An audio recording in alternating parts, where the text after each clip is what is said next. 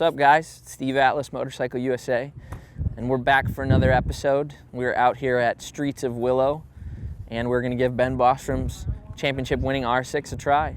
The Graves guys were cool enough to bring the rig and the bike and the whole crew out. They're going to let us spin some laps on it to see what is the best super sport bike in class this year. So come on, let's take a ride.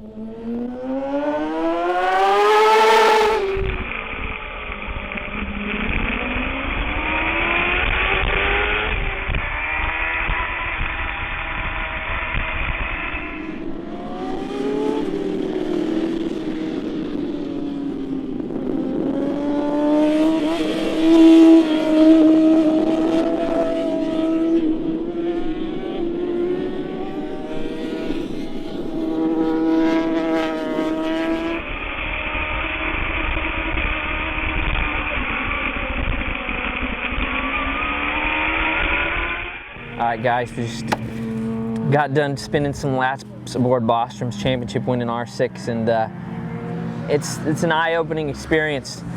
After having ridden street bikes for the last probably 5-6 months, almost exclusively, you first get on this thing and it feels like the suspension almost doesn't even work. It's so rigid. But once you start pushing, going faster, you know, things start moving, start getting a little bit better. And then once you really push it hard and you really dig in and get confident with it, then it starts to work good. And it really isn't until then that you see how good the bike is or really what it's capable of, because the average pace cruising around, it's not very good. I mean, it's rigid and it's uncomfortable and the seat hurts. So compared to a stock R6 for your average guy who's maybe a track day guy or something like that, it probably wouldn't be that great. I mean, you probably wouldn't hop on this thing and fall in love with it, but it's that last 10% where you really start pushing that thing, it really starts to shine. And the track's been a little bit dirty today, but you know, all in all, it started to warm up and the grip's good, and surprisingly enough, I mean, despite the dirt on the track and the cooler temperatures, are still going faster today on this than I've ever been around on anything here in my life. 1000s, 750s, you name it.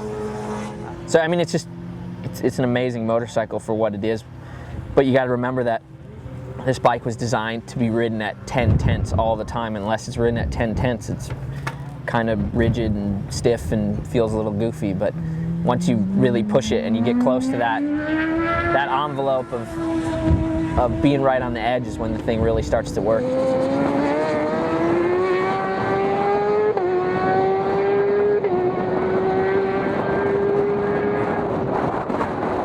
And another big thing is just the amount of torque that they were able to get from the engine. I mean, even a stock 600 below 12,000 RPM, the R6 doesn't do a whole lot. I mean, it's got some mid-range, but it's not crazy. But this thing, I mean, it feels comparable to your average 750 coming off the corner. And then when you get the thing going and it kicks in, I mean, it revs almost to 17,000 RPM. And I mean, it pulls hard all the way to redline. A lot different than your standard street bike would. The fuel injection is a lot crisper, a lot cleaner. I mean, obviously the grip's a lot higher because it's, you know, run on race tires and stiff suspension and all that stuff. But I mean, overall, it's an impressive motorcycle, and we've gotten on the thing 3 times so far and already gone faster around here than I've ever gone before. So it's hard to say that we're anything less than amazingly impressed. All right, guys, there you have it. Ben Bostrom's Yamaha R6, Graves Motorsports built machine, championship winning. We are out here at Willow. We just got a chance to ride that thing all day. We're up here in the rider lounge, debriefing. Pretty amazing motorcycle. Does everything you ask for it and then some. I mean, you just keep pushing it harder and harder and harder. And the harder you push it, the more comfortable you get. To be honest with you, it's probably the best 600 that I've ever ridden. I mean, I've ridden a few of the other championship bikes from years past and they were good, but I mean, this thing really does it all. It's got the torque of what a 750 street bike would have. It handles better than any probably TZ 250 ever did, and it's just a great motorcycle all around. Like I said before, we had a blast, and I'd like to thank Graves Motorsports and Ben and everybody from Yamaha for letting us ride it. Till next time, peace out.